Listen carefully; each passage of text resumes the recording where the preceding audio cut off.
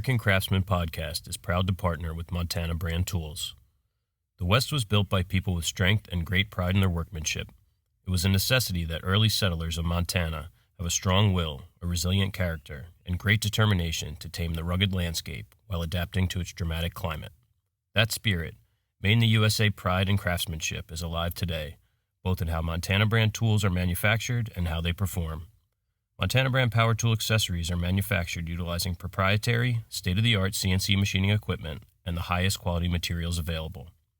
Montana Brand tools are guaranteed for life to be free of defects in material and workmanship because we build these tools with pride and determination. Montana Brand tools are manufactured by Rocky Mountain Twist, located in Ronan, Montana. Montana Brand's heritage comes from a long line of innovative power tool accessories. Use coupon code American Craftsman for 10% off your order at montanabrandtools.com. Episode 41. Wow. Here we are. 41 weeks. 11 weeks from a year. If you could do math. That they call that head math nowadays. Yeah. Not, what's the math that they're doing now? Everything's kind of like it could be the answer. Yeah, but they have a name, Common Core math. Oh. Every time I've seen an example of it, I was extremely confused. Yeah, remember the old days of flashcards? Multiplication tables. Yeah. Long division. And if you got something simple wrong, you were just shamed. Beaten. Paddled.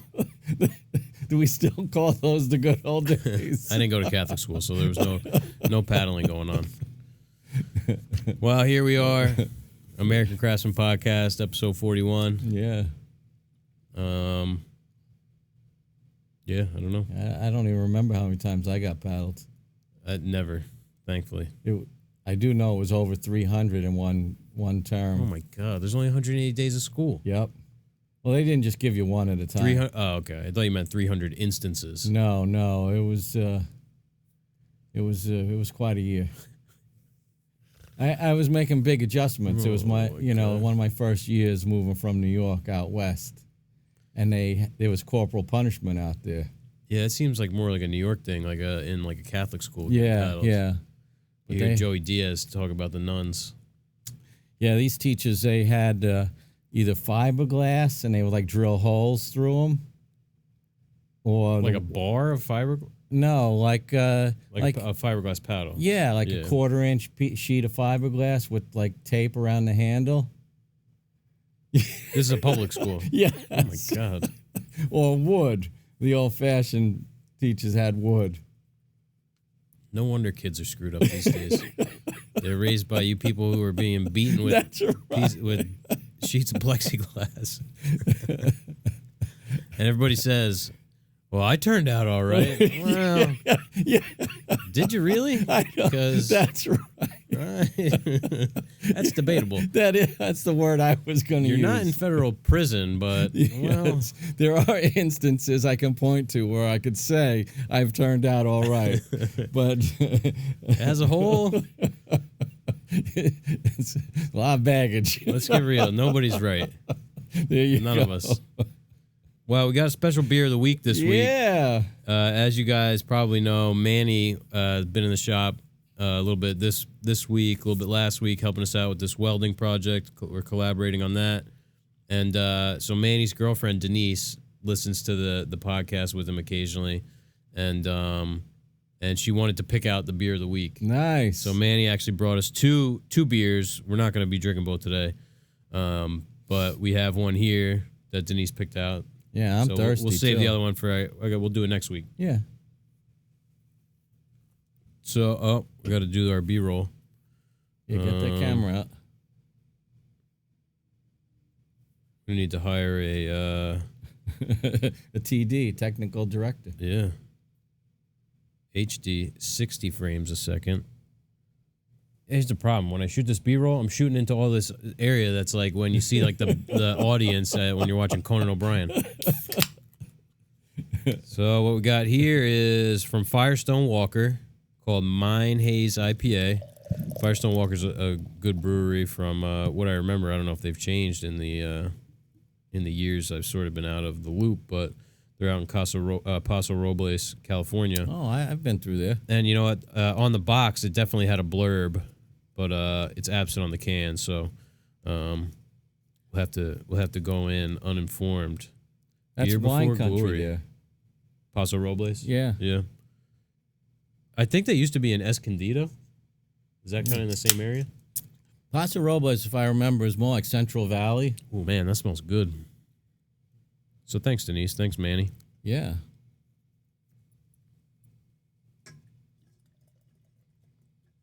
The hazy IPA is the hot Yeah, we've had quite a few, haven't we? the hot thing right now. Firestone makes a beer called Parabola, which is Sounds complicated. yeah, it is. I should look that up. It's like a stout Firestone, and you know, actually, let me look up the blurb on this. Mine Haze. Yeah. I like the can. Yeah, it looks like ice. Mm-hmm. Mine Haze. Well, I need a sip, so Yeah, cheers. toast. Chindan. See.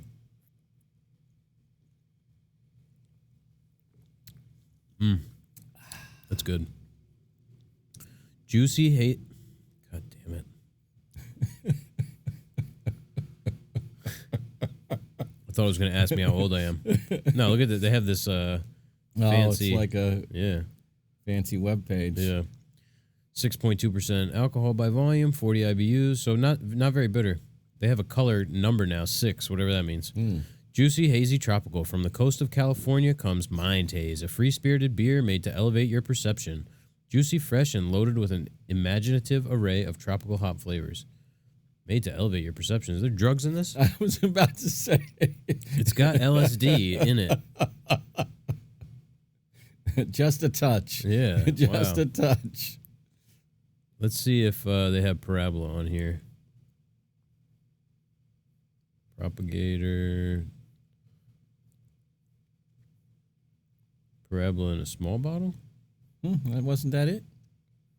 Looks different than these are two different vintage.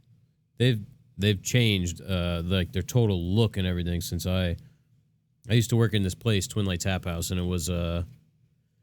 was probably the best craft beer bar in entire Monmouth County and even further than that. But we used to get stuff in that you couldn't find anywhere else. Look at the numbers on that compared to what we're drinking. Yeah, 13.6% alcohol. And what's that 160 compared to 6? That's the color. So 6 is really light and 160 is really dark, I guess. Aged for a year in premium bourbon barrels to gain depth, complexity, and intensity, then blended and released in limited quantities, righteously dark and thick, with boldly balanced flavors of chocolate, charred oak, vanilla, black cherry, and coffee. So we used to get, we get stuff in, like we get a case of Parabola in the big bottles, like a 750 milliliter. We'd sock some away. So then you could drink a 2010, a 2011, and a 2012 Parabola back to back and sort of see the difference. Yeah, they call that a vertical tasting. So we do all kinds of cool shit. I like that. Anyway, we just it's only been 7 minutes. I'm surprised. Usually we get off on a tangent for about an hour.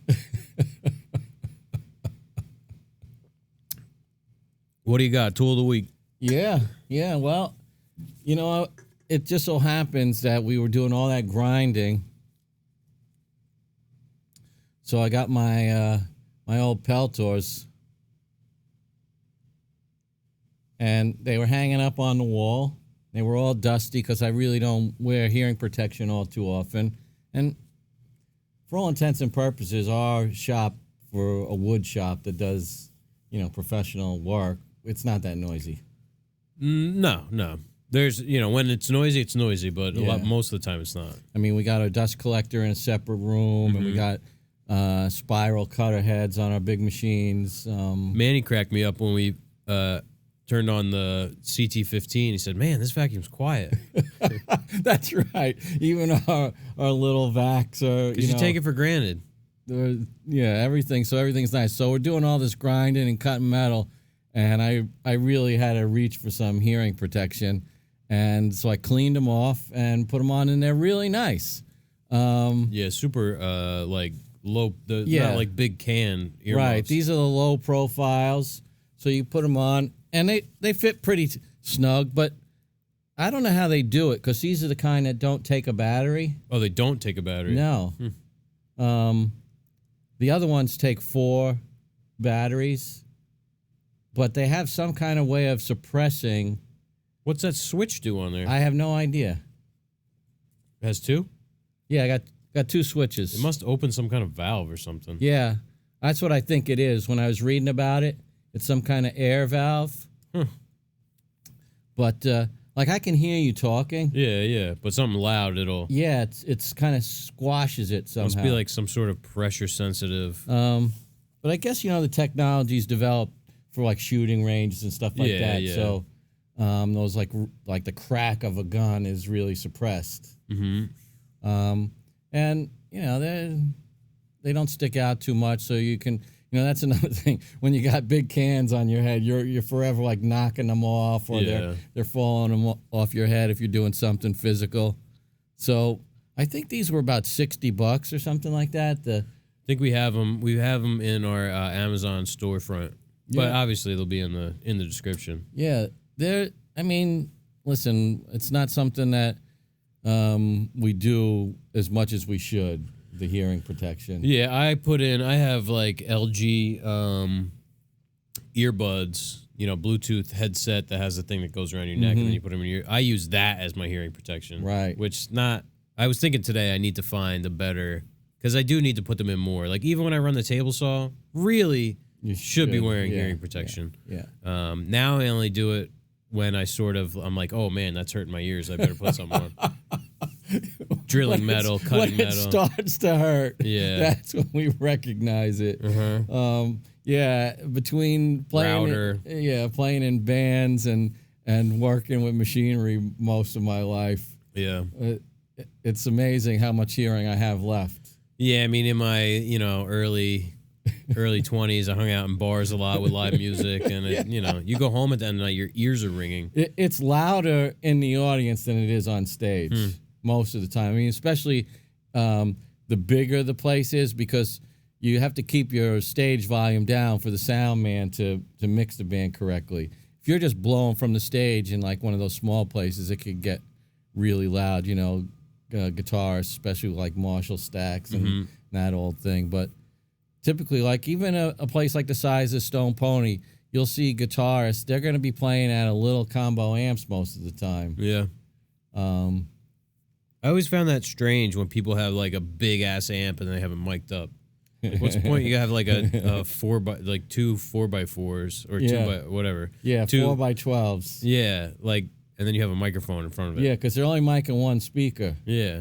Well, a lot of the big rock acts for years and years carried around walls of those dummy cabinets. Ted Nugent, my dad always tells me about. It was like just a wall of speakers. Yeah.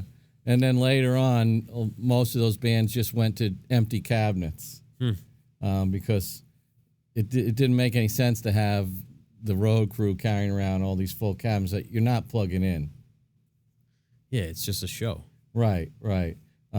Back in the olden days, like in the late 60s, you did have to blow from the stage, and that's where that all developed. Like, the amps weren't even loud enough to keep up. Back then, like guys like Pete Townsend, he went to high watt, I think it was. It was like, man, you got to make me a louder amp. You got to make me a 50 watt. You got to make me 100 watt. These things didn't exist. I mean, now you get like a 20 watt combo amp. And that's right. You blow the windows out of the house. Exactly. Like, I'm not even kidding. Like, you could hear like the person 5 houses down playing inside the house. Yeah. And they have this tiny little, and it's like a crappy cheap one. Yeah. That you got with a Squier Strat or something. All my amps, the biggest one I have is 25 watts. It happens to be the smallest, too. And that's a tube amp. Yeah, they're all tube amps, but they're 25 and 20 watts. The others I have are all 20 watts, and I play nothing with the band. You know what I mean? I'm crushing them if I have to turn up. And I guess you have to be at a certain volume to get the sound that you want. Yeah. That's the thing with tube amps. most people play with tube amps want to play right on the edge of breakup. So you need that tube saturation. So for me, that's why smaller wattage amps are better, because you can, push them harder. I'm laughing to myself because this is a woodworking podcast. Here we go. So was that the digressing you were talking about? Oh, my God. Here's where I'm going to segue. Jerry wants to hear about the new Moxiwa Flex Edge Bander. Yeah, so you might have seen we posted on, what the hell's today? Today's Tuesday, yesterday's Monday. Monday, we finally got the Moxiwa. So we ordered it, I don't know, 2 weeks ago from Taco Tools, which they seems like they're the distributor for Moxiwa, because they're in Pompano Beach, and Moxiwa they're based in Brazil, and they're as far as I know, all the machines are made in Brazil, and they're headquartered in Pompano Beach, so they must have some sort of exclusive deal going on. So we ordered it.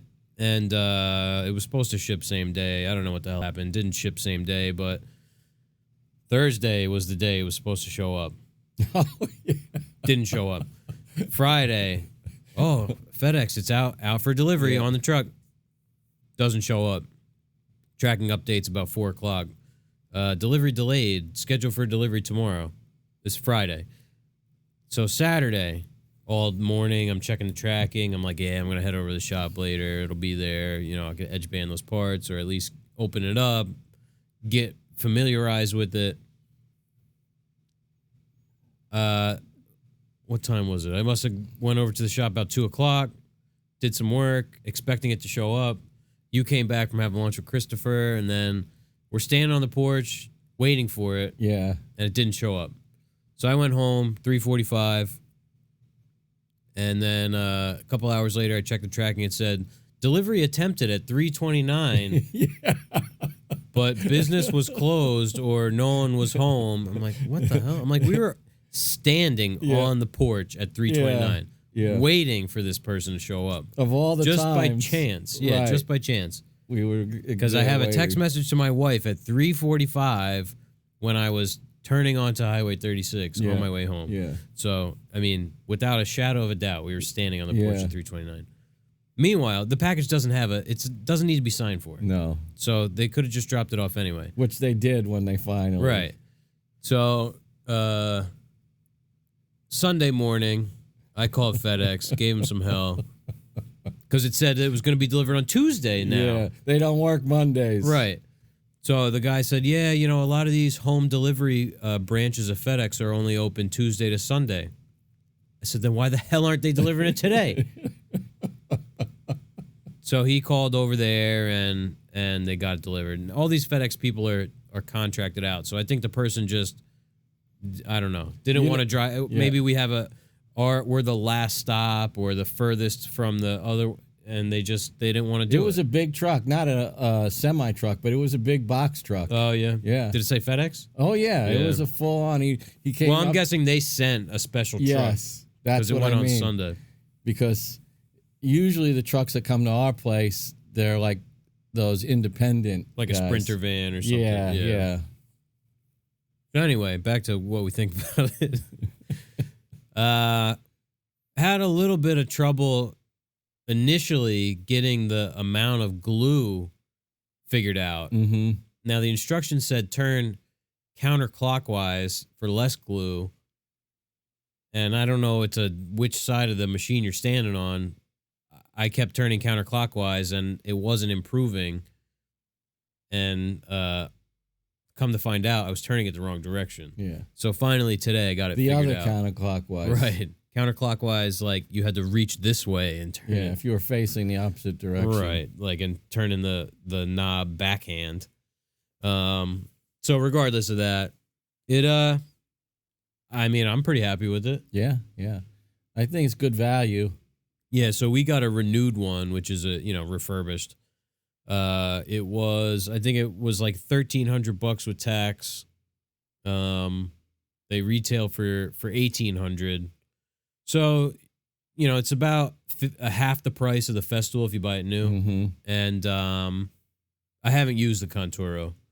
I know people that have it. They like it. I'm sure it's a better machine than this. Festool is with the engineering and stuff. They're really good. They think of a lot of things that, even we don't necessarily think of. They build in these features that, are things that you wouldn't think you needed, but when you have it, it's good. But for us, it allows us to either keep it mounted on that little table.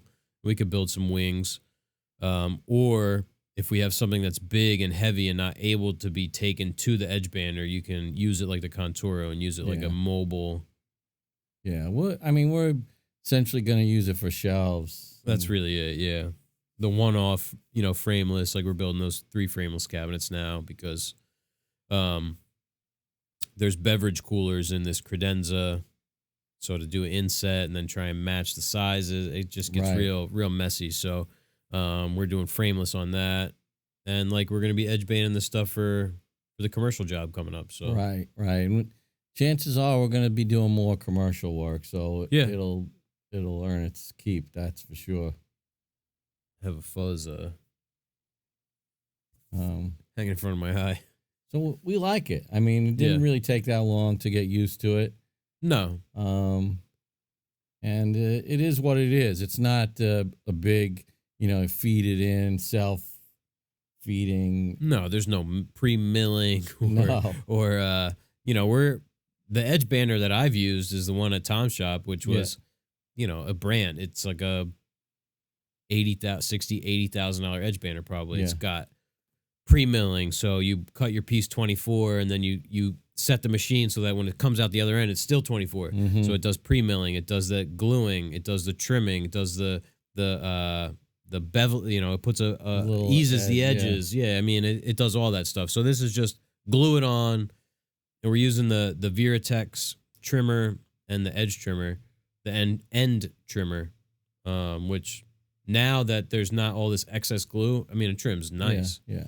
And white oak edge banding, which has got to be the most difficult material to deal with. All that run out. Yeah, white oak can be a nightmare. Lucky for us, we use it all the time. That's why I'm laughing. Getting a bunch more. Yeah, we got 100 board feet showing up tomorrow. Yeah, 5 quartered. That's our bread and butter. 5 quartered white oak. Yeah, which, believe it or not, we have none right now. That's unbelievable. We did just cut up a bunch of 6 quarter for those bottle holders. Oh yeah. Oh, was that only 6 quarter? Didn't we get? Oh no, it was 8 quarter. 8 quarter. Yeah, that's what I thought. We had 6 quarter for something. Yeah. The tops of the altar rail. Yes. Yeah, it was left over from the church job. Mm-hmm. So, I'd say tentatively. Yeah, initial impressions are good. Yeah, 1.5 thumbs up. Yeah. I think we're still trying to figure it out. Yeah. It takes a certain amount of user skill too to navigate. It's not like one of those things you just shove it in. You have to hit the glue roller and the pressure roller. Yeah. At the same time. Right. If you lose contact from the glue roller, well then you don't have any glue on your piece. So yeah. I was having trouble at the ends.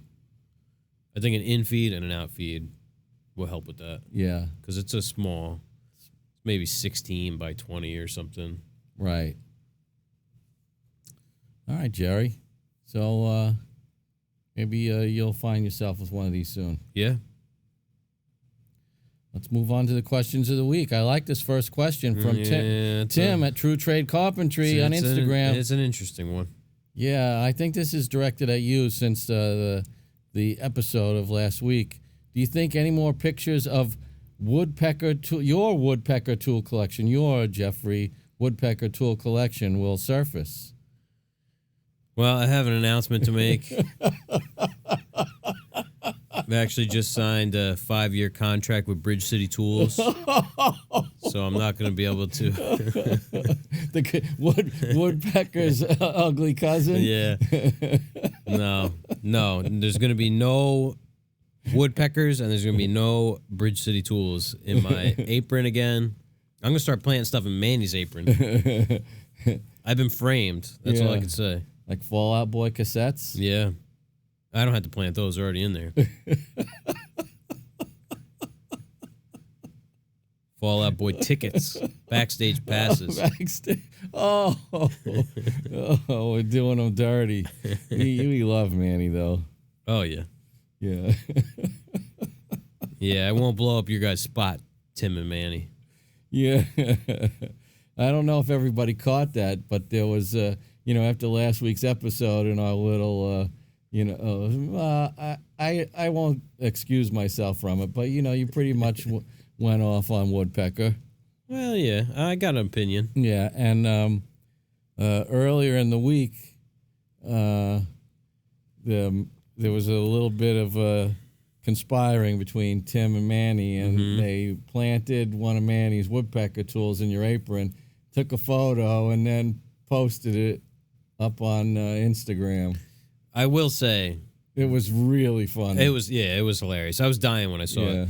But getting like some up close and personal time with that tool, I have an even lesser opinion of it than I did before. How do you like how you take off the little thing so it stands up? I just don't get it. It's like fixing a problem that doesn't exist. But I think we can explain more. This next question, I purposely put these in this order. All right. This is from Vince, one of our patrons, Rob Vince P. See, his name has been evolving. I used to think it was Rob Vincep. But now I know it's Rob Vince P. on Instagram. What are your standard or everyday marking and layout tools? So, I'll say it's probably less than a half a dozen things. Yeah. Obviously, marking pencil. I like a .9 pencil. Layout and, I guess squares and stuff are considered. Would that be marking or would that be layout? I guess it's kind of both. Yeah, we use them both ways. So I use a 4-inch PEC double square. That does most of what I need. Actually, what I used even more is a Veritas 6-inch precision square. So it's just a mini framing square, 6 inches by 3 inches or something. Yeah, it's 3/4 wide, right? Yeah, 3/4 inches wide. That does 60% of what I need. Let's say 50%. The PEC double square does 40%. The other 10%, I'm using a framing square that we have. It's a Craftsman that we know is square. And it's no big jewel of a square. It's just a Craftsman, a 16 by 24 aluminum. And I know I was shit talking aluminum, but it's an aluminum framing square that we know is square and that we check.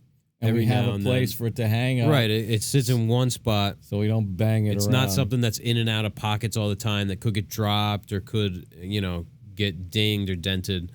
Then we have an 18-inch Starrett with the protractor. I have a 6-inch Wazu engineer square. And the Veritas cabinet maker's sliding square. And that's it. Yeah.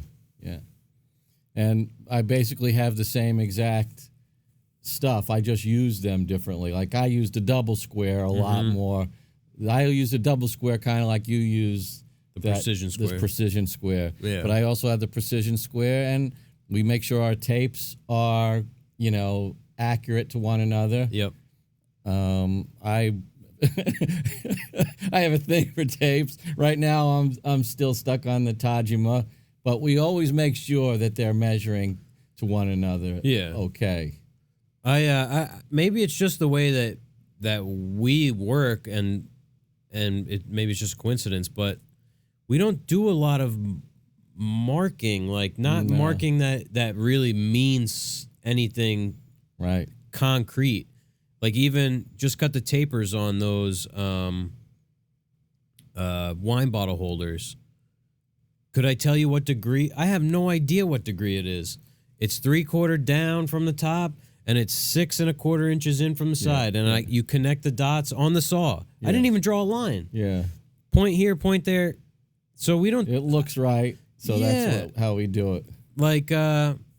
And I hate to sound, I don't know, like I'm shitting on everybody, but like the whole woodpecker thing with the holes where you can mark all these lines. I just don't understand what people are using that for. It is very foreign to how we work, and we're lucky that we both kind of happen to work that way and enjoy, like that. What do you call that big broad-sided Veritas marking square? I think they call it a cabinet maker's sliding square or something like that. I introduced that, and it's just like one of those tools. Like, wow, this is really handy when you want to run a long line. Yeah, and to be honest, we only do that for like laying out screws. That's exactly. And it's on the back of a cabinet that you're never going to see. That's when we start laying stuff out, when we're going to put screws in, because we're both so weird that way. We want the screws to be lined up and measured. Like if I'm cutting something, it's happening with a stop block or if it doesn't really matter, then I'm using my tape and I'm cutting to a line. Maybe I'm squaring a line across, but I'm never marking things like consecutively. Like I got to mark 1.125 and then inch and 5/16, and it just, I don't know. It doesn't happen the way we work. Maybe if you lay out mortises and tenons and stuff a lot, but even then, a double square. Yeah, and we kind of set up our tools. If we're doing something that needs to be repeated, we set up blocks and the machinery and the tooling so that that's doing the repeated cuts.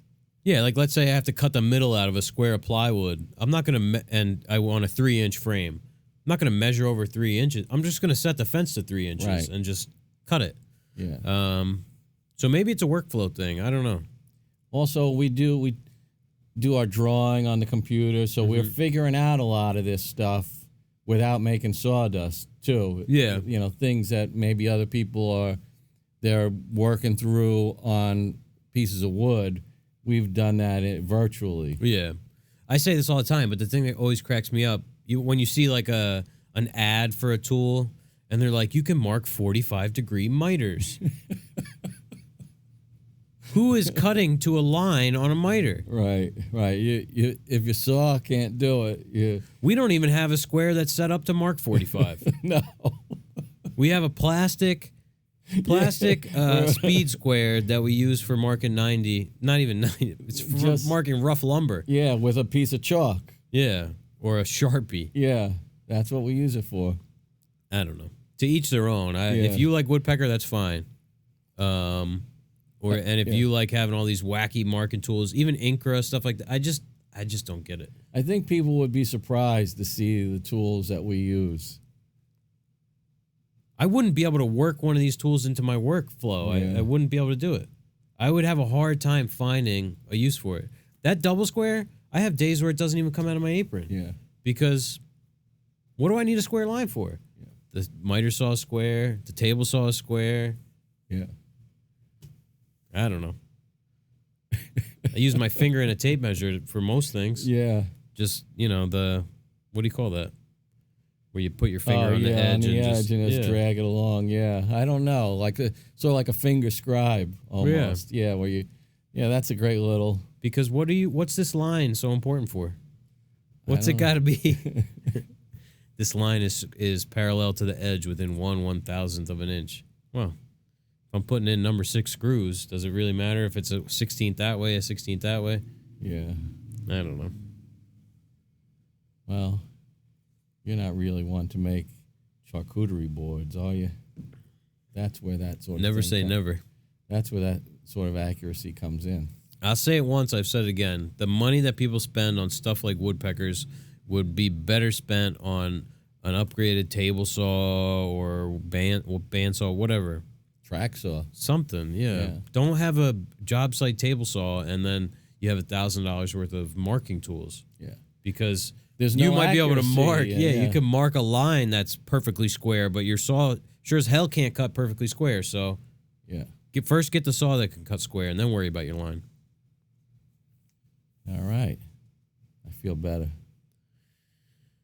I'm still getting it out. Corey, CT Woodwork on Instagram. I've been following this guy's work for a while now. That bed, we were talking about the bed, and then he sent pictures. Yeah, really nice. Yeah, shit. Really nice stuff. Ash and walnut. What's the oddest project you've made? Made? I don't know. Worked on? I didn't even really work on this, but reattaching the head onto that pelican.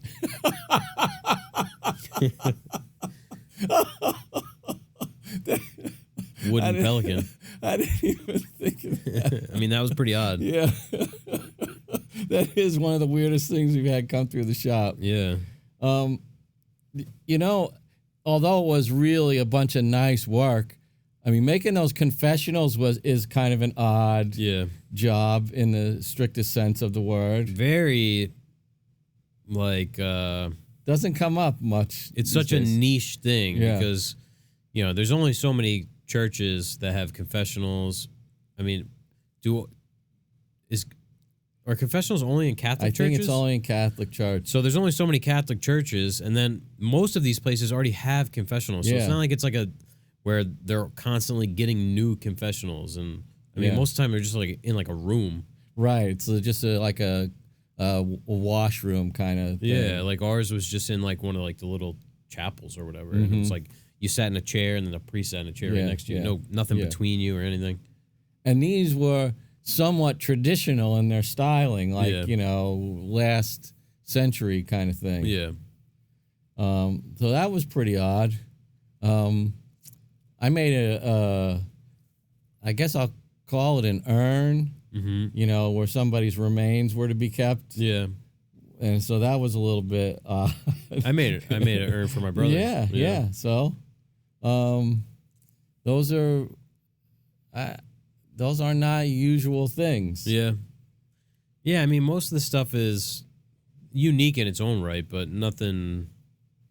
Right, we always have a twist on something. Yeah, I mean, those chaise lounges were kind of funky. Yeah. Yeah, I don't know. We're like the kings of functionality and practicality, so... Yeah.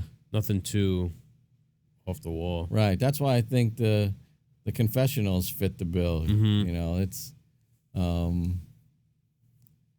I'd like to hear if anybody else has taken on that job. Yeah, yeah. We saw the confessionals at that other church. Yeah. I think there was more sinning going on inside that. Yeah, they were like made out of like Luan plywood. That's the sin right there. Yeah. The construction of those things. Like, yeah, you know, as one of the parishioners. Yeah, it was looked like an outhouse. Yeah.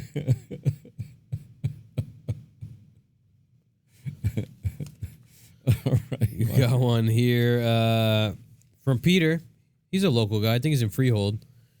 Rusterholtz Woodworking on Instagram. We were chatting last week. Now he came to the U.S. from is it Switzerland? Let me see, because I don't want to misspeak. But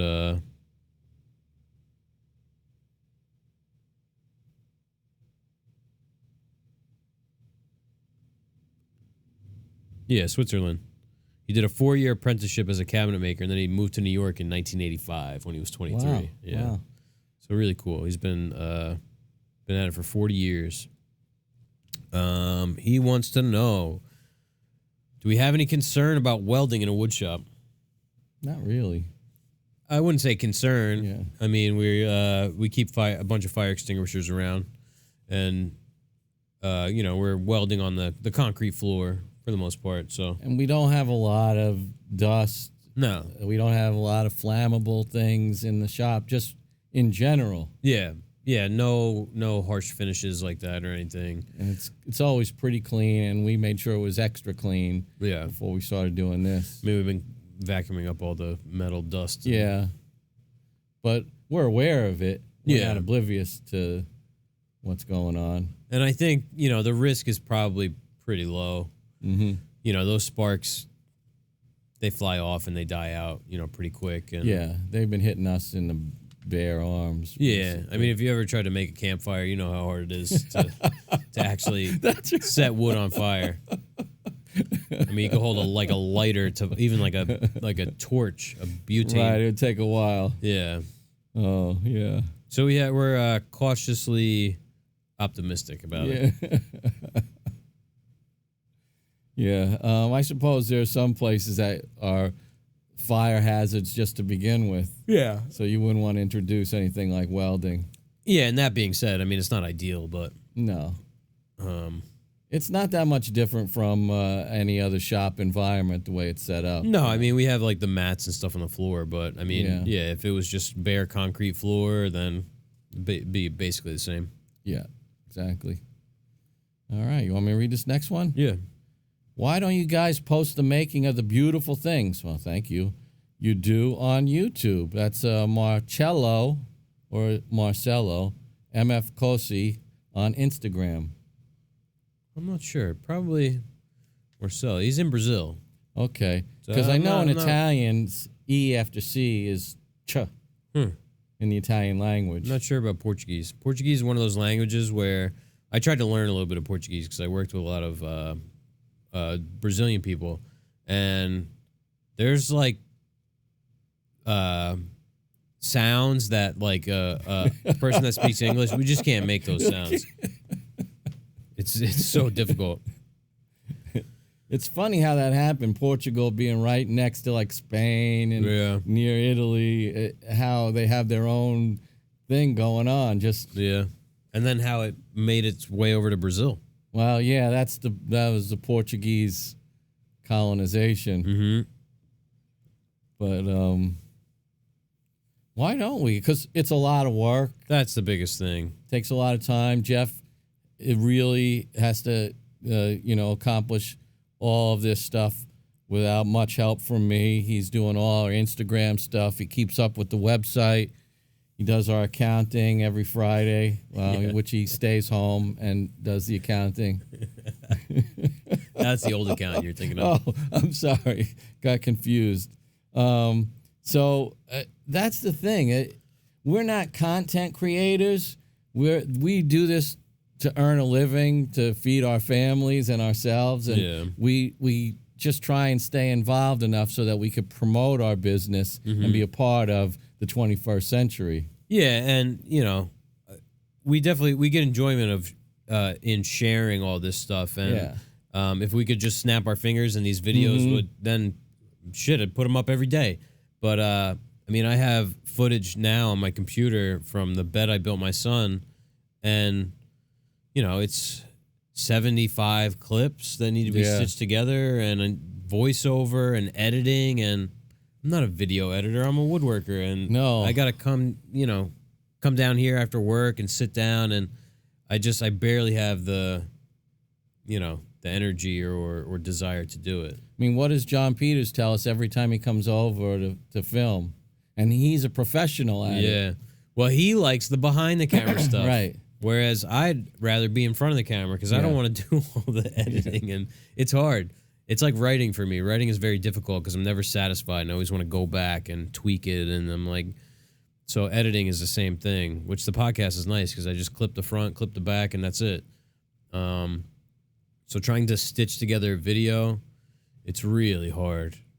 Yeah. I mean, we put out, because you want it to be good. Yeah, two like YouTube videos, we'll call them. One was making this cabinet, it was making shaker doors. So it's the doors on this podcast cabinet over here. And the other one was making molding on the table saw. It was like editing it sucked. It's just grueling. It's a 20-minute, or I don't even know how long. The one I think is only 5 minutes or something, but you have to go back and watch and rewatch this thing so many times. And it's like, do I trim this to 17.2 seconds or 17.9 seconds? And the transition, it's just not easy. Now, if we had someone that could do the filming and editing and stuff, I'd be all for it, but yeah. I mean, I don't know how much that would help us as a business if we could find a way to incorporate it where we could pay for it and it'd pay for itself. But it would slow us down in the shop, and we're already, it's to the bone. That's the thing. When you're doing it yourself, you have to move the camera, set up the shot, your batteries die, you got to change the battery, you got to plug this in, make sure you don't knock over the camera, make sure that the machine isn't moving the camera. It slows you down. If we had someone there, you'd have time where you had to stop and, do a talking head to the camera, but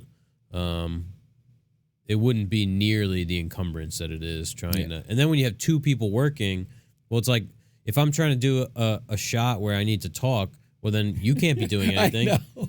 So we can't play music. I mean, it's really difficult. Because even the times that John Peters comes over to shoot, you're doing the on-camera stuff. I can't do anything. Yeah. Because you got to be out of the shot. You can't turn on any tools. Yeah, you can't be making any noise. So what? You just kind of got to watch and nod your head. Yeah. I mean, like when Danny came by and that worked out. Yeah. Because we just worked. And he, took, but it's not like that wasn't a composed how to start to finish kind of thing. Yeah, he really knows what he's doing. Yeah, I mean, we tried to find someone. The thing is, if we can't make money from it, then we can't pay someone to do it. So, right. The YouTube channel is monetized now, but a video has to have a lot of views to make any money, and you have to get to a certain point before it starts making money. And if we're paying someone now, then the return isn't going to be enough to cover it. You know what I mean?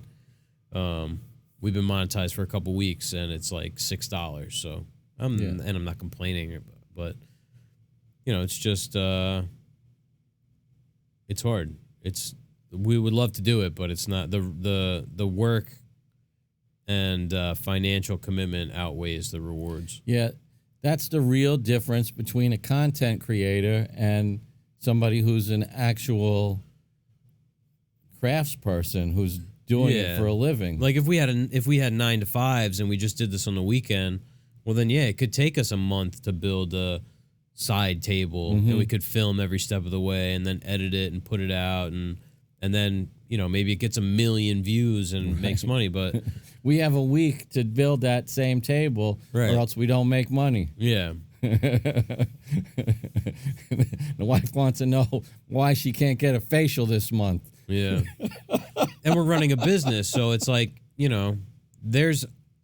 do 40 hours in the shop, and there's all this work outside of that. So I'm not coming in on Saturday to shoot a video about whatever. We need to regenerate and to, re-energize. It's just part of it. I mean, not to mention, we're going to do a video about building this 32 by 32 by 100-inch steel wine cabinet and the credenza and the wall, and it's too much. There's too many steps. It's not just a coffee table or it's too much. It'll be a 10-hour long video, or it's like we might as well just put a picture up because you can't give out the details without it being this long drawn out thing that isn't going to be entertaining. Or even if it is, then the workload to produce it is exponentially higher than if it's a 2-minute long video. Yeah. Most people just want to see the results. Yeah, I don't necessarily agree with that. I mean, I'm one to watch these long format things, but I think if somebody was going to watch the stuff that we do, they're looking for long format, they want detailed how-tos and looking to pick up tips and stuff. That's like me. Like, I don't watch these accounts that are just like all fluff, and I watch stuff I want to gain something from watching it. This isn't just entertainment. I mean, Norm was the master at it. In 20 minutes, he put something together and explained it for the most part. Yeah. I mean, they were usually fairly concise builds, but still, he made you feel like you could actually go do it after watching it.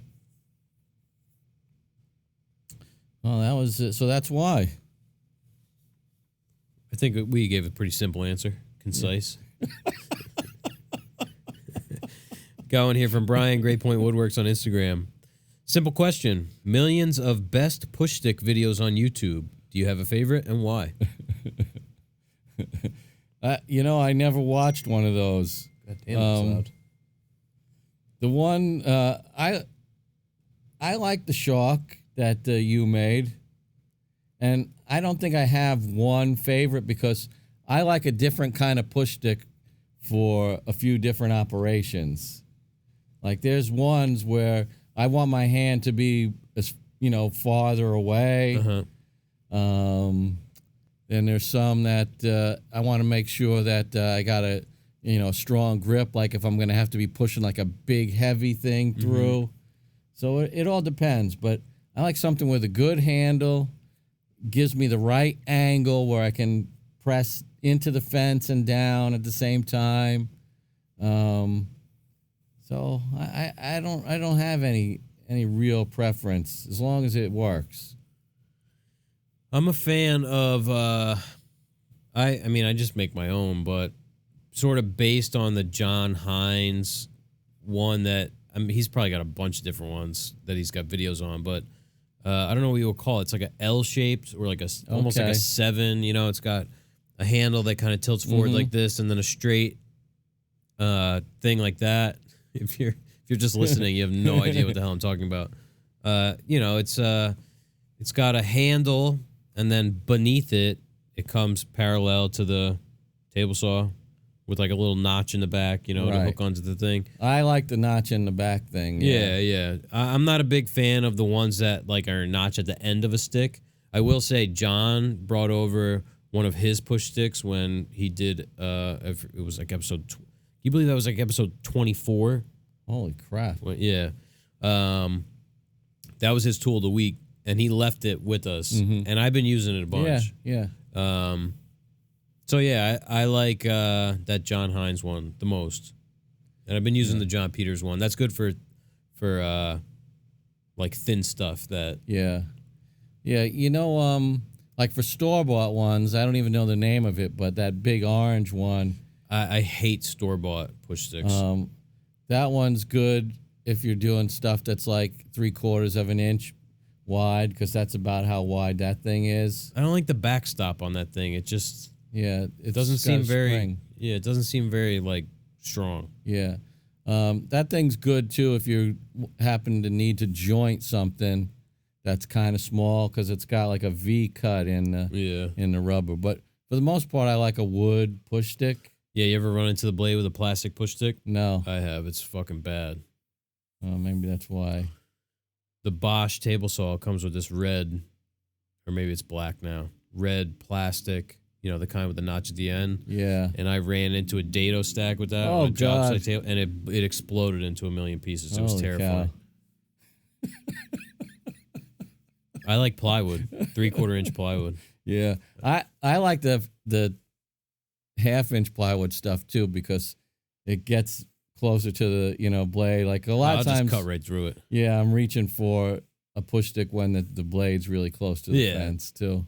Yeah, I mean, we have a saw stop, so I know you're not supposed to get too comfortable, but unless it's 2 inches or less, I'm not using a push stick really. Yeah. So, I gotta check out some of those videos. Best. Don't waste your time. You know me. This is a great question. I wish I had time to ponder it. Yeah. If a tool manufacturer asked you to help them create a new tool, what would you want it to do? And that's from Matt, one of our patrons. He's Haygood Hardwoods on Instagram. I'll go first. Let you think about it. To me, one of the biggest things that's missing is a cabinet saw with a scoring blade. That's good. I know there are ones that exist, that have existed in the past, I guess, or so I've heard. But I don't know of one that exists now. Like, I don't understand why SawStop or Powermatic or somebody doesn't come out with a cabinet saw with a scoring blade. Mm-hmm. Because cross-cutting plywood on a regular table saw with a low tooth count, it's not good.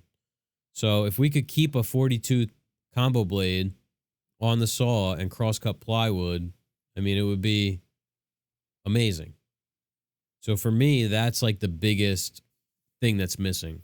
I mean, even with a high tooth count, you still could get tear out on a crosscut. Yeah. Well, it's just another little motor and a tiny little blade. I mean, if there was somebody that allowed you to mark 16th inch lines. Bridge City. Yeah. They're developing it. You know what? If I could get involved from the ground up to make my own tape measure, I would do that. There's always Alibaba. Because I don't know how many I gave away. I couldn't even count them. But if I pulled in the ones from the basement and in the house and the 6 that I have on my bench, I might have 20 tape measures still. Oh, yeah. I think I have 6 just in this house. Yeah. I might have 3 in my truck. Yeah. There's something about it. I want it to feel perfect in my hands. I want it to go in and out of my apron perfectly. There's all these, I want the blade to look and feel a certain way. If I could do that, that would be awesome to have, like, you know how like guitarists have like their signature model guitar or pedal or something. I want my signature model tape measure. I really like those Starretts. I don't think I have any complaints about it. Yeah. For the shop. Yeah. It's good.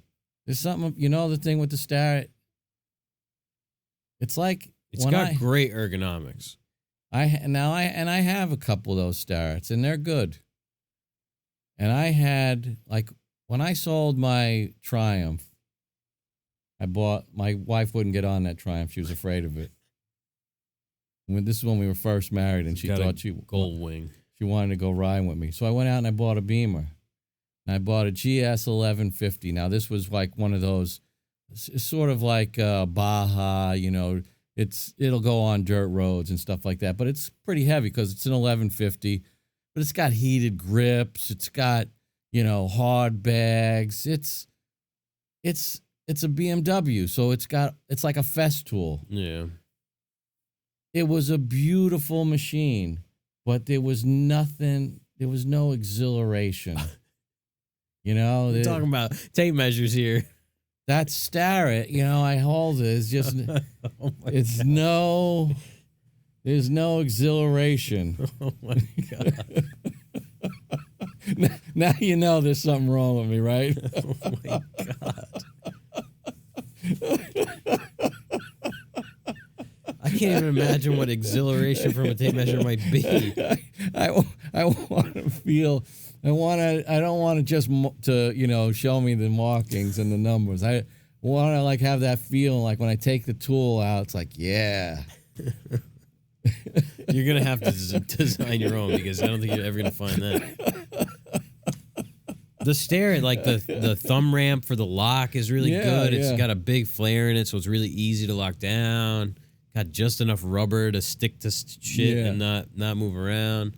I don't know. Yeah, I like the tape Starrett on the Tajima better than the Starrett. White, I don't know. I don't like the white. I like the white. I did, but now I don't. I like the white. And I wore out every Tajima that I had. Yeah. Really fast. I have ones where the hook is like almost 90 degrees turned the other way. That's no good. And for me, they have too much of a curve in the blade. That's it. It does have a lot of curve in that blade. I want a pretty flat blade. Me too. That way I don't have to turn the tape too much to get a line. See, this is all going into my custom tape. You better get on Fusion and start designing it.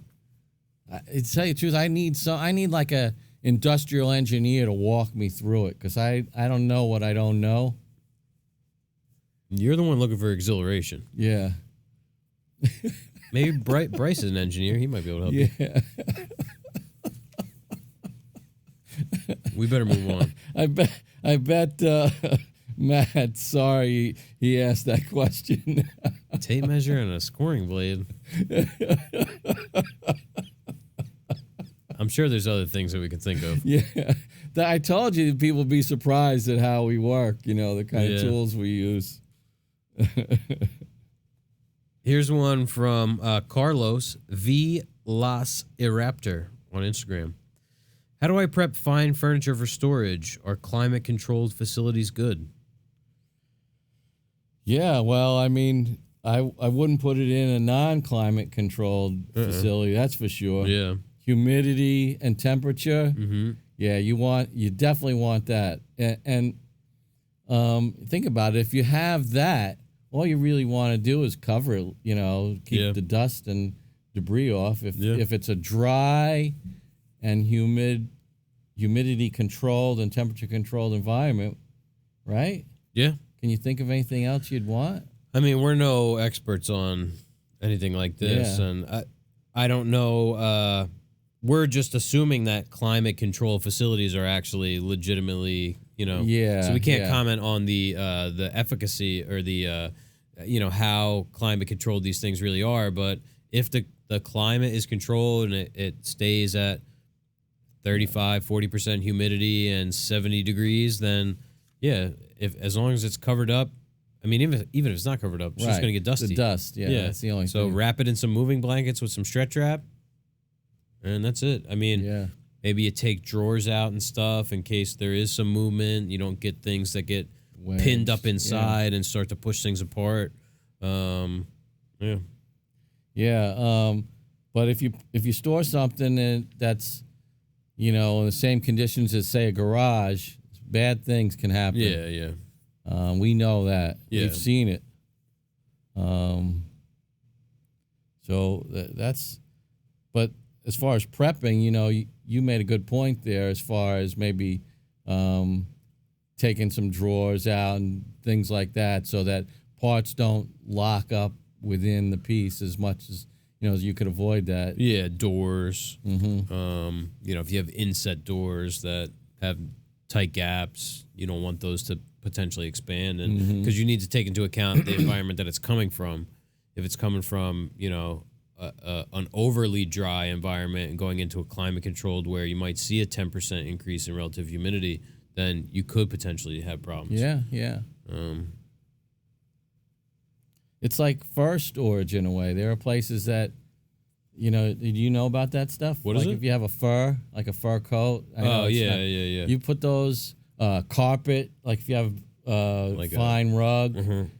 people roll them up. We used to do it in Brooklyn. We'd roll it up for the summer months. Yep. And you put it in storage, and they keep it climate controlled. Yeah, my mom, I think she still has a fur coat, and used to bring it to this. We used to drive to Trenton. And there's this place. Yeah, fur storage. Yeah. Oh, what the hell is that place called? I forget. Man. But same kind of thing. Yeah, I totally forgot about that. That beer's gone. Yeah, it was good. We're not even out of the first page. Oh, this is good. We're only an hour in. I'm hypercritical, Copeland Woodworks says on Instagram. He's hypercritical of everything he makes. Are you the same, and will it ever end? It's really taking a toll. Well, I'd say just cozy up to that feeling and get used to it, because as far as I can see, it doesn't end. No. I mean, I've been doing this or some version of this for 10 years, so no signs of stopping here. No.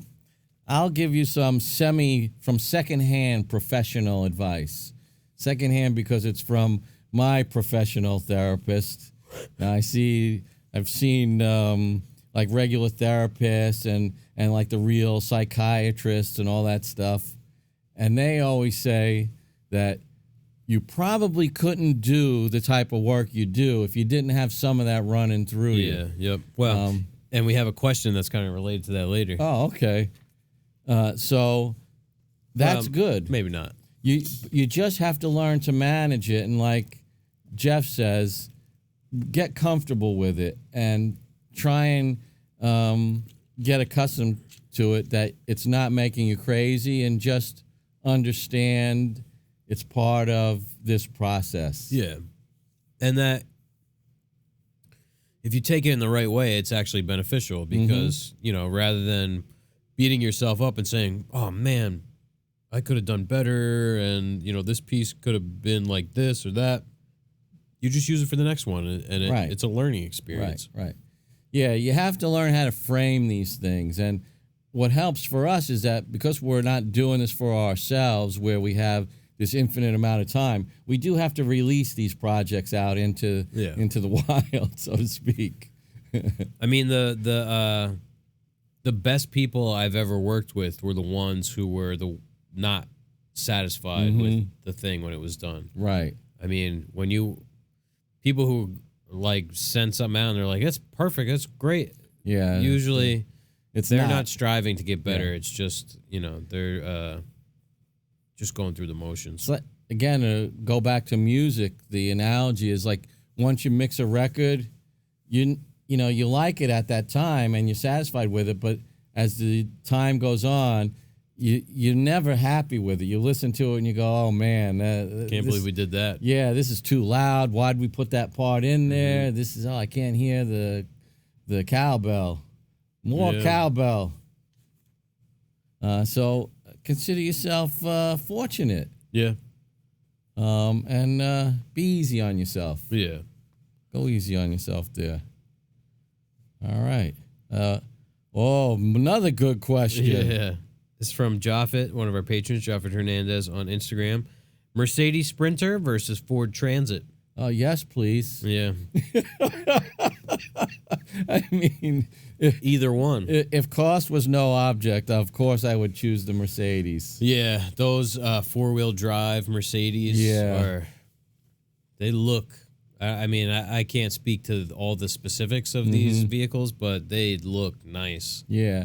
The other thing with owning a car like that, or in this case a van, they cost a bit to keep up too. All the things like oil Parts changes and tune-ups, those things. The saying in the motorcycle game was they give you the bikes as cheap as they can because they get you coming in the back door. Yeah, it's like a loss leader. Yeah, that's like PlayStation. I forget which one, but might have been the PlayStation 3 when they put a Blu-ray in it. They were actually selling them at a loss, and all the games and everything is where they made their money because it had a Blu-ray player in it. Must have been a PlayStation 2. I don't know. I never really played that, but they were selling them at a slight loss, and they were making it all up on the games and the controllers and all that stuff. No dopes. No. Yeah, but we've been talking about it because we could really use a nice van. I mean, who couldn't? Yeah. And once I sold my big truck last year, I've been driving around my hand-me-down Passat. And because I don't really drive anywhere, I go to rehearsal like once a week. I probably put about 100 miles a month on the car, maybe. Yeah. I've had my truck since October, and I just cracked 4,000 miles. Yeah. So I've been actually looking at one of those minivan vans, not like a minivan like for families, but the what do they call them? Like a City Master or something like that. Transit Connect, the ProMaster City, the Mercedes Metris. Yeah, I'm gonna take a hard look at one of those. If it can, sort of not drive around like a box truck, because that's the thing. That's a big turnoff. You don't want to drive to band practice in a box truck. No, or anywhere else, really. You want it to be somewhat comfortable. To the corner store. That's what's beautiful about like your truck. It drives so nice. Yeah. But I would take either of those. I mean, in a heartbeat, but I'd go with the Mercedes for sure. Yeah, I mean, I can't argue with that. I mean, I even crunched the numbers. We put $20,000 down on a used van. We still don't come out on top. Right, we just rent it, It's still $400, $500 a month plus insurance, and we don't make that many deliveries. No. I mean, our material comes to us, so we're not picking up material.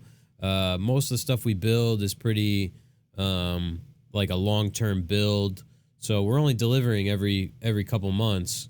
Everything else is, if it's quick, it's small enough to fit my truck. So it's like, it just doesn't really make sense. We get a trailer, but none of us know how to back one up. Yeah, and I really am not interested in really learning. Plus, you you go somewhere, like let's say we went to the Newark job, you're gonna park a freaking trailer God, up there. I know. Even going up to Rutherford. Yeah. Because you go down the block one way, you got to come back around the other way. Everything's a big boudel. Mm-hmm. The vans really would be nice. So, yeah, keep that patron money coming. Reminds me when we were in Vegas and we walked up to like the Ford. You know, they had all the Ford trucks and stuff. He goes, "Oh, how big's your fleet?" 0. Yeah. No, we really appreciate the question and your support, and we'll keep you informed. We'll see what happens here. Do you have to love what you do to be good at it? That's from Manny. Too many mistakes. I heard of that guy. Yeah. I think he does some welding. One of our patrons, one of our good close friends. Yeah. I don't think everybody's going to like this answer. I think, unfortunately, you don't. Yeah. You know, some people can separate, you know, let's call it a passion and a job and be proficient at the job but not have any passion. Yeah. And, yeah, I mean, the things that are required to do our job well are, you know, accuracy, an eye for detail. I don't think unless you get into the artistic part of it, like with design, you might have to have, you know, to be more creative, you might have to have more of a love. Yeah. I wouldn't say it's a requirement. No. I think if the question was, will loving your job make you better at it? I would say yes. Mm-hmm. But I don't think you need to love your job to be good at it. Right. If you're ordinarily, if you don't like your job and you're operating at a 7 and you love your job, you might be operating at a 9 or a 10. Right. And at 7, you might be good. Right. But if you love it, you're going to be better. Yeah, I agree. 100%. And the thing is, you have this little internal voice about quality and your character and all these other things. And this comes into play. We know that there's people that work at places that they don't enjoy going to. Yeah. But their inner voice isn't going to let them do a half-assed job when they know they could do something better. Yeah. It's not their makeup. So I think you hit it on the head. Yeah, so short answer, no. This is interesting. Yeah, I was just about to give my answer to the question. This is from Vince again, one of our patrons, Rob Vince P on Instagram. Installing sauce hinges with a domino. Have you heard about this technique? No, I have not. Me neither. I don't know what kind of big-ass domino. Yeah, I mean, there's one of the, what number is it? The 800? Is it the 208 is what we typically use for three-quarter or 1-inch material. It's a 208 or a 204. Right. But that big domino, the bigger domino? Yeah, 700? Yeah, I couldn't remember what number it was. I think it goes up to, let's see, I want to say 12 millimeter, but it's got to be bigger than that because that's only one size up from the... I mean, if there were certain sauce hinges that fit with certain domino cutters, that would be amazing. Yeah. It would sure make things fast. Those sauce templates are kind of hit and miss. We've talked about that in the past. Yeah, they're a little sloppy for my preferences. I think that they do that on purpose to mitigate any sort of alignment issues. Yeah. Because then they'll have people calling them like, what the hell? My Doesn't door, fit. Yeah, the hinges don't line up. I can't get them in. Need a little bit of what we used to hear called the float factor.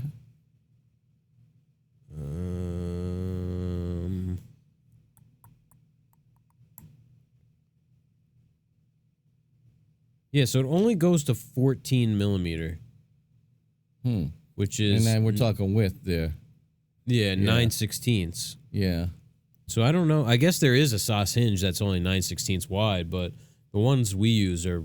The smallest one we use is wider than that. Right. Let's say probably about 3/4 of an inch wide. If it was going in a 3/4 inch thick door, then 9/16 would probably be appropriate. Yeah. Yeah, there might be somebody out there shooting some YouTube videos of that. Yeah. You see what we could be doing? But we don't have one of those big cutters. No. That thing will cut 2 3/4 inches deep. Wow. You could do 144 millimeter. Yeah, we just have the 14 by 140. 14 by 140. We just have the little 500. Yeah. Vince has the big one. Wow, I'm feeling a little bit less than right now. Yeah. He said we come borrow it. Oh, all right. It's a long ride to Brooklyn. We got to go on a field trip to Brooklyn. I got to take you to Spumoni Gardens. You got to. I don't need pizza. This is going to be one of your off the diet days, because we're gonna have to go to Spumoni Gardens, and then we're gonna go to Rollin' Roaster. What? Rollin' Roaster. Rollin' Roaster. Yeah, Is that ice cream? No, it's roast beef. Roast beef That's sandwiches. after the pizza? Well, that'll be for dinner. We'll go lunch at Spumoni Gardens. And you get spumoni at Spumoni Gardens? Yeah, we're going to have like a nice Sicilian slice. Yeah, corner, obviously. Yeah, and then we'll get some spumoni. Then we'll go through the old neighborhood. I do like spumoni. And Sicilian pizza. Yeah. And then on the way out, because the Rollin' Roaster is right off the Bell Parkway. Well, actually, Spumoni Gardens not too far from the Bell Parkway either. Well, and have you been to Nathan's in Coney Island? No, never been to Coney Island. I've never been to Brooklyn. Oh man, it's a lot to see. I've been to like the Bronx Zoo. I've been to South Street Seaport. I haven't been to New York a whole lot. Yeah, so Rollin' Roaster, nice roast beef sandwich where they dip the like bun a French in dip, and cheese fries. Oh yeah. Oh shit. Really good. That does sound good. I know. I'm getting hungry just thinking about it. Yeah, I haven't eaten today. I know. You're crazy. This is what it is. All right. So, Rob, we haven't heard of that. Maybe you can direct us. Yeah. Yeah, I'd be interested to see. We've talked about this briefly. What are your thoughts on educating young people to get into woodworking? That's from Corey, CT Woodwork on Instagram. Because he's involved with something, I think, or he does. Yeah, he teaches woodworking. Yeah. I had this conversation with a couple guys. I think what really needs to happen is there needs to be some sort of government program to make this happen, because the problem is no one can afford to bring in a worker with no skill. No, we can't afford to bring in a worker that has skill. No, that's how much they slow us down. So what needs to happen is like, the government's subsidizing all kinds of BS that right doesn't need to be subsidized.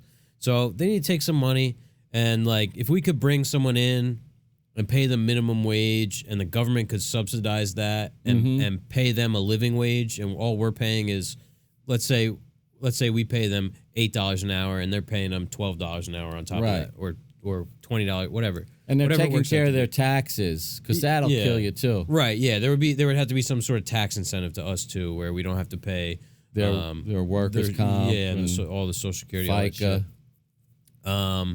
Then it would give us incentive to teach someone how to do these things. We need to bring someone in that can make the money that we're paying them and more. Otherwise, why the hell would you bring someone in? Right. So that's the biggest struggle for everyone. I talk to all these guys, and all they do is complain about the people that work for them, because nobody is worth what they're getting paid for most of the time. And that's why we don't have anybody. The employees don't have the drive, because you can't pay them enough.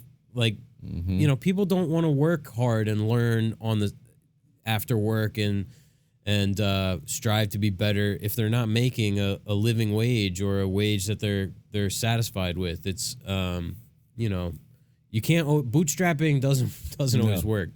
So, and the time frame, the young people we've encountered think after a couple of weeks they're going to be doing things that we do. right. When you tell them it's years and the process never ends, actually. Right.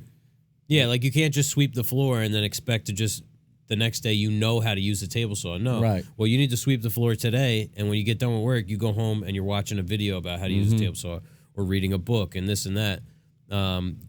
There's no incentive for people to do that if they don't see a career that can develop from it. Right. So it's multifaceted. It comes from, us needing to be able to make money and see value in someone, and they also need to see value in the job. So if you're making, $7.25 an hour sweeping the floor, you don't give a shit about learning how to use a table saw because you could just go get a job at Chipotle making more money. Right. The two best helpers I ever had, they both went off into real careers outside of the shop. They loved working in the shop. Christopher always says, if I won the lottery, I'd just come back and work in your shop for free. I hope he wins.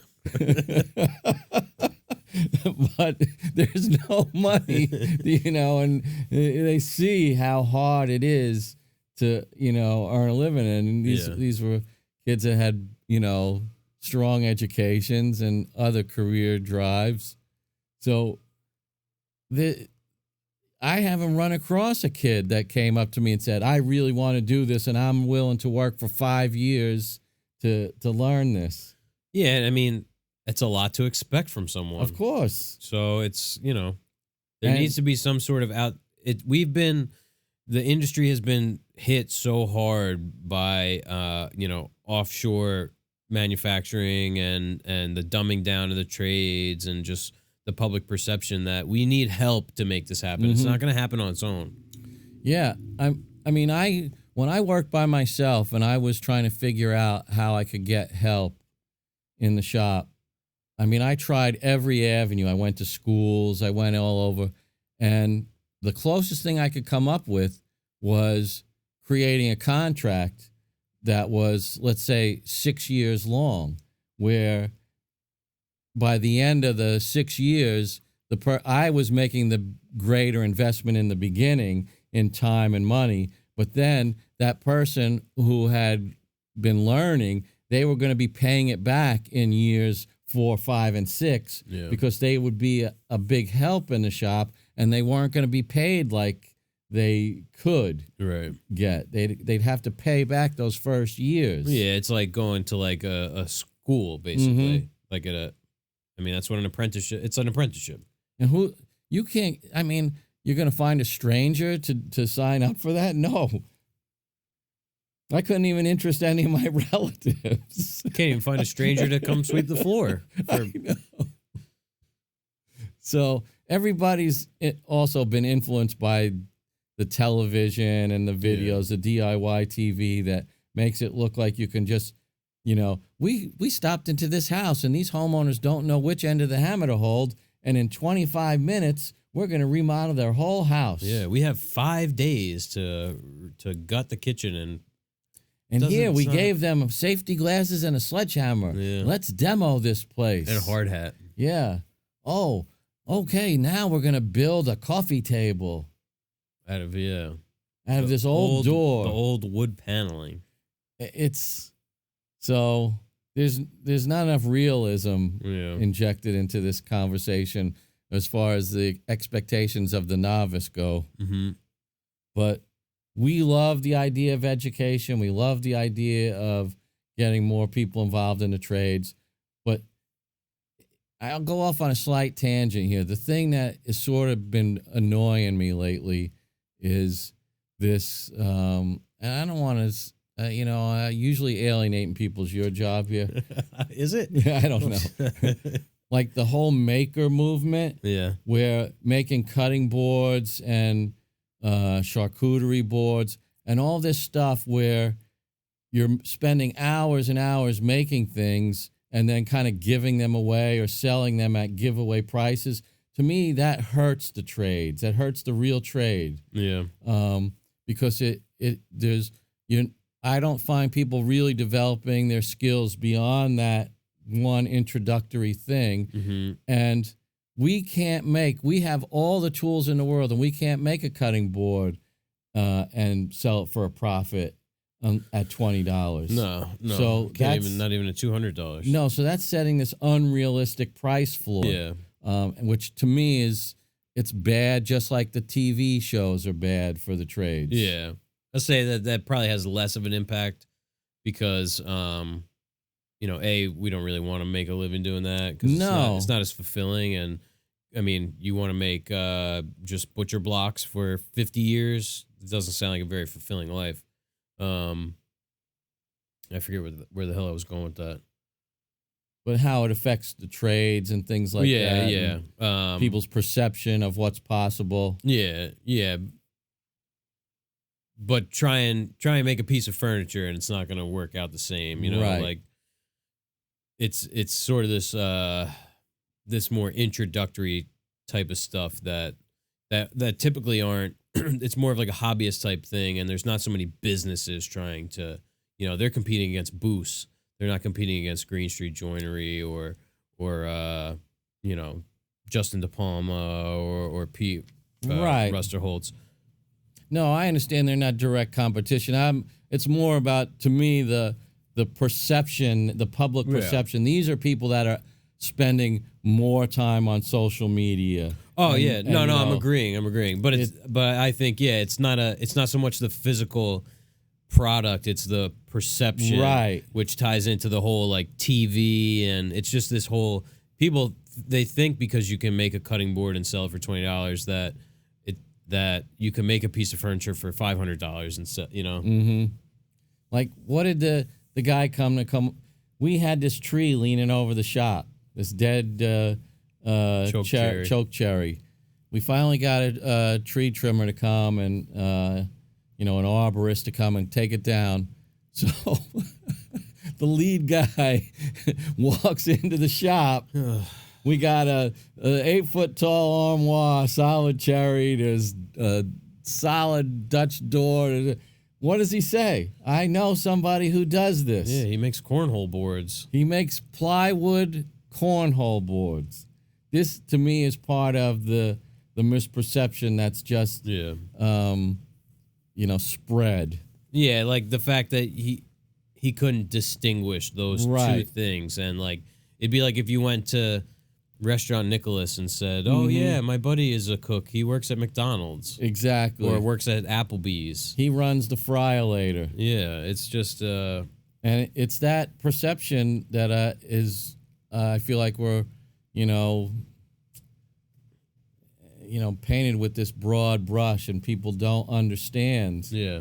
And so when a kid comes in and he wants to learn the trade, he doesn't know that it's, this is 5, 10, 15, 20 years in the making. Yeah, they don't realize that, it takes real skill and dedication to become. They think it's just like, oh yeah, just fucking. I'm gonna mix up this epoxy and pour it into a mold. Slap it together.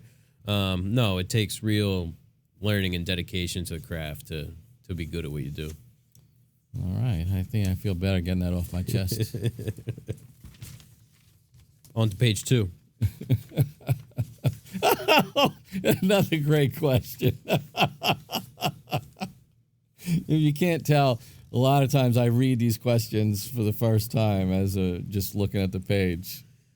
What's the best way to waste 20 minutes? For me, dropping something you need and then looking for it. That's from our buddy Justin De Palma on Instagram. Oh, man.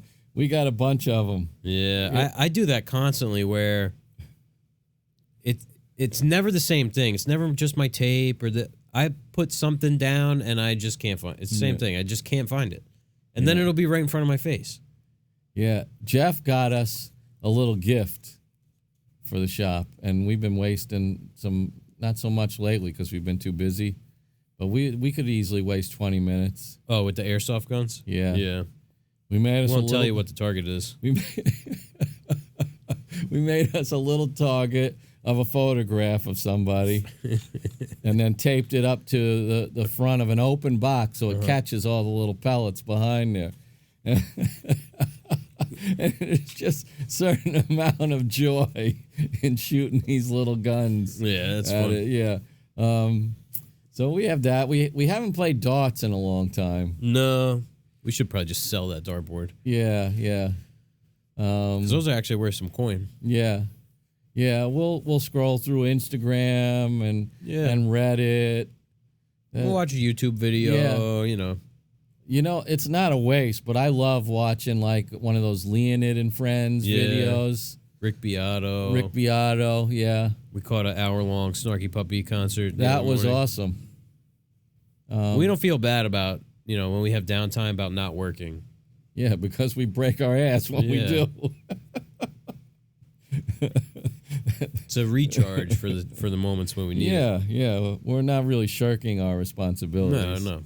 No, we have a lot of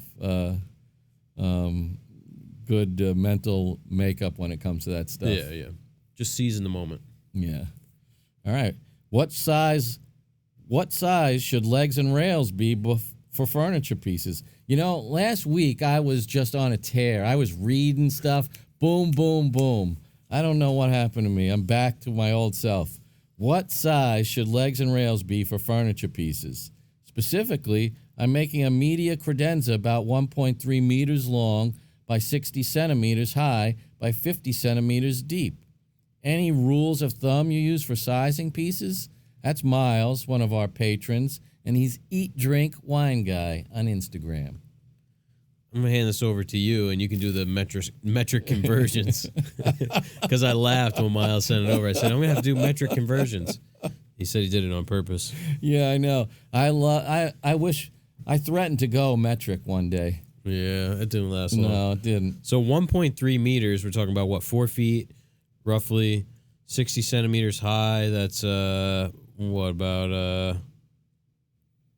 25 inches. Yeah. And about 18 inches deep. Yeah, 20 inches probably. 20 inches deep, yeah. Yeah. So our fallback for design is always to start with like the golden ratios. Yeah. That you can't really go wrong if that's where you start. And then take a look at it. Right. I'm assuming that you're drawing this somewhere, some way, whether it's... I think Miles been using SketchUp. Okay. Or maybe, forget, he just told me he picked either SketchUp Backup or Fusion Backup. Yeah. Well, whichever you're using, start there. Mm-hmm.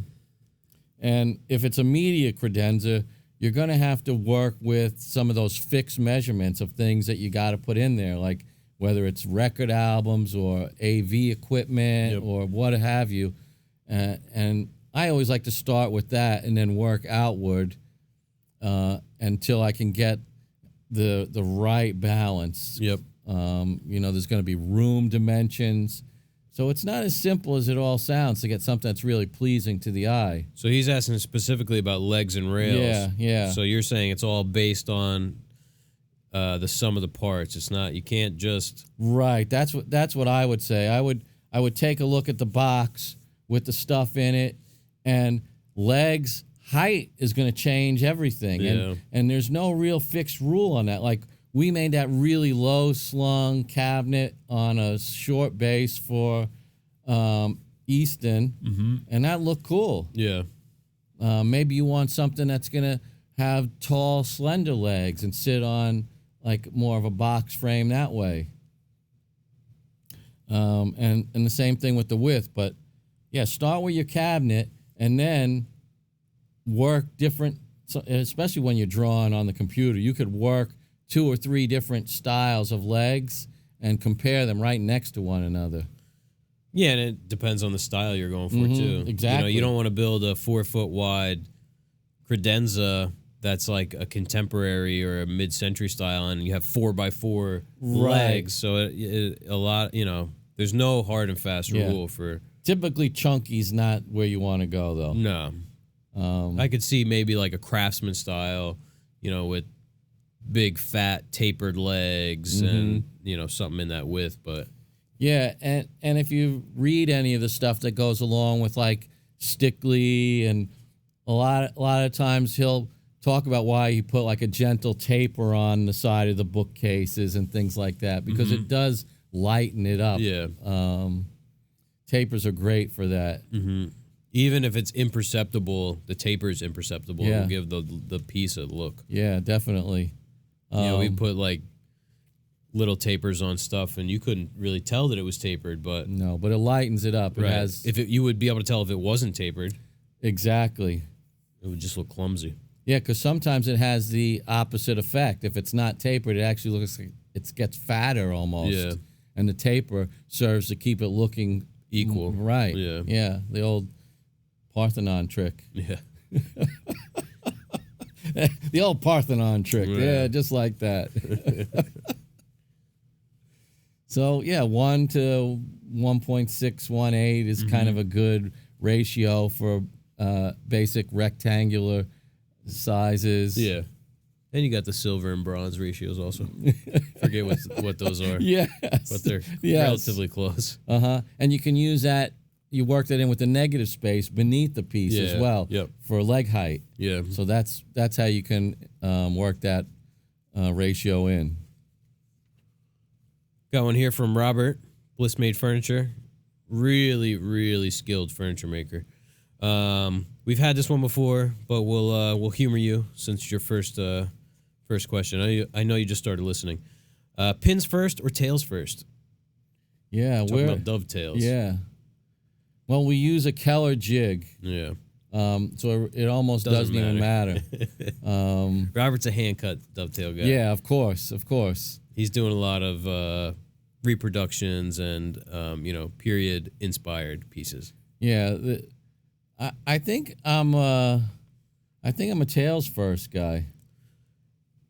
I've only cut so many dovetails. Well, me too. I mean, in much longer amount of time. I've always done tails first, but I've heard great arguments for pins first. So it's one of those things where I can't say I have enough bench time to have a qualified opinion. That's me too. I say it because that's what I do. Right. I don't have the experience to back up why I do it that way. Yeah. Except I felt like it was easier to trace. Yeah. Yeah, like marking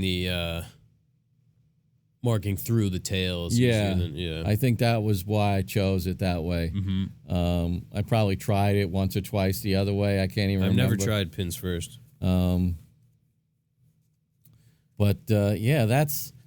seen people do that, who, hand cut dovetails and drawers. That it's amazing how fast and good people can do it. Yeah, guys like Frank Klaus, and I'm sure there's good people who are better, but watching videos of him cut dovetails by hand, it's insanely fast. Yeah.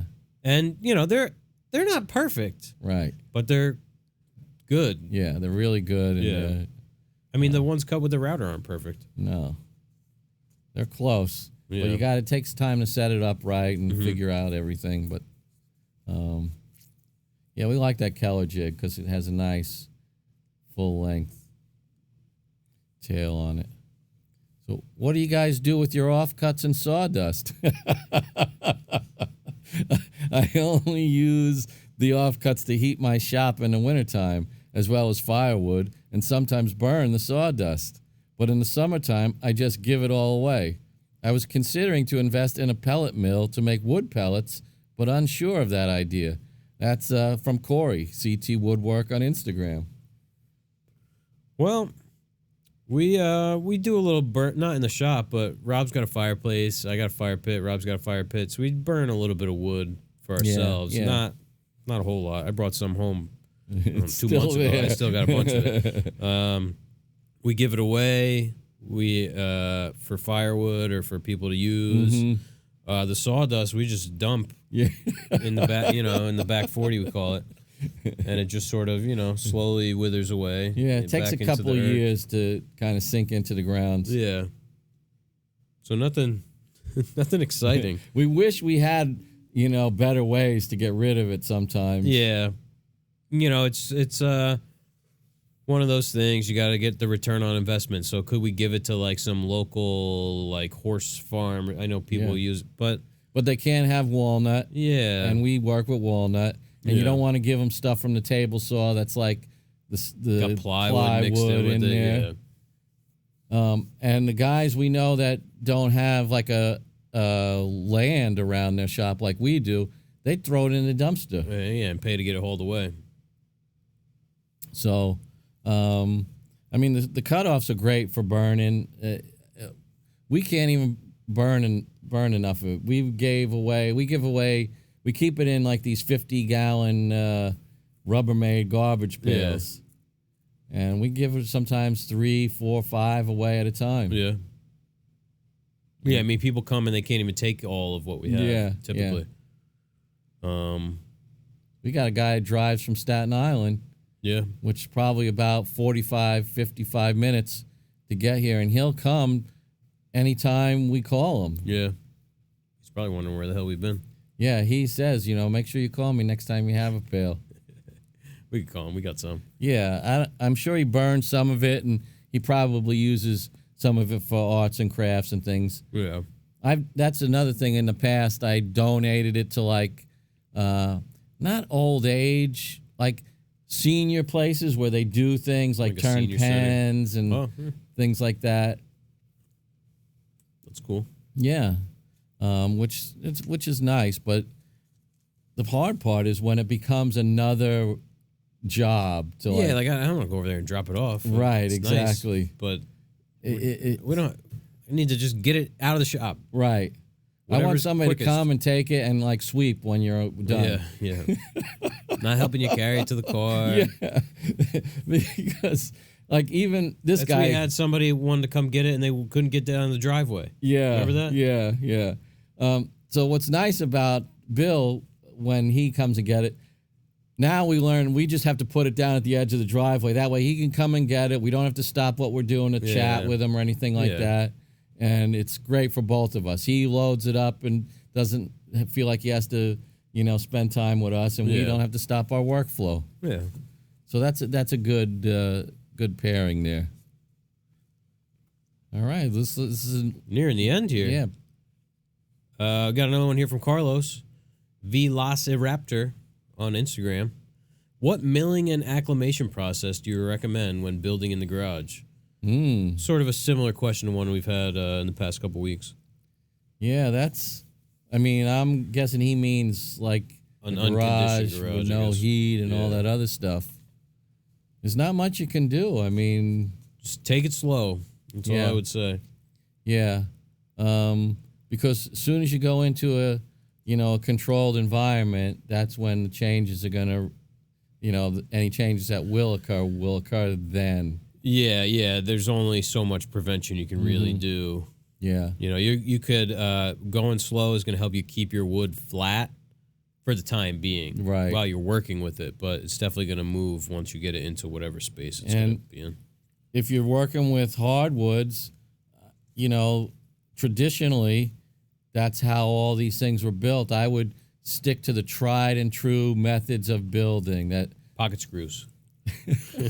Not pocket screws. Like, look back to what people were doing in the 1800s and the early 1900s. Shiplapped backs, solid shiplap backs, frame and panels and doors, things that allow for movement without the piece imploding. There's furniture that's built hundreds of years ago that's still serviceable today because it was done in that fashion, and they didn't have air conditioning. The problem we'll run into now is that we do have air conditioning, and these things went into a house that was equally unconditioned for the most part. But, antiques survive, and they're basically in the conditioned space, so they've learned to acclimate. Yep. So Jeff's recommendation is the best one, I think. Go slow, and I think mine comes up a good second.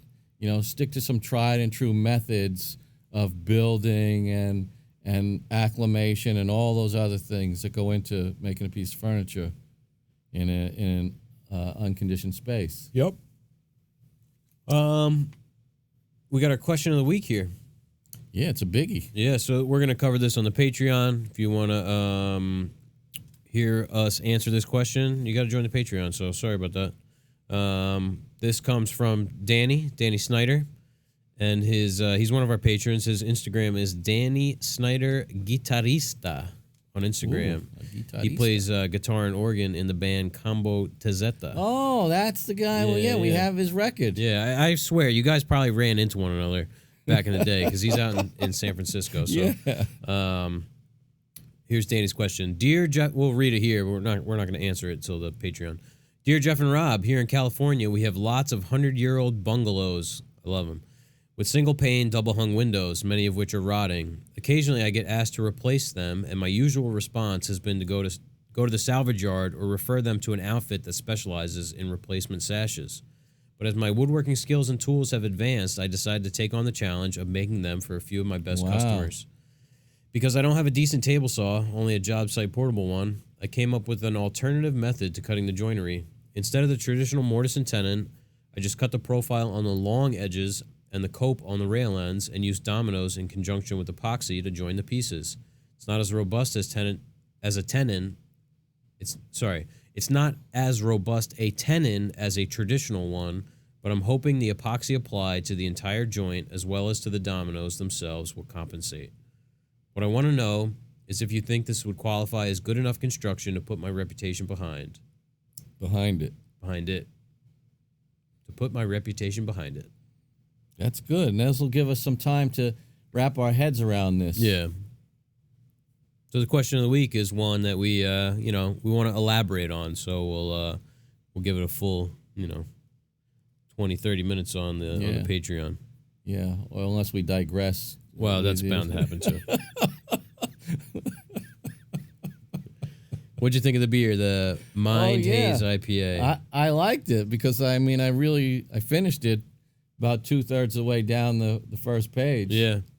It was good. It could have been a little more bitter, I think, for an IPA.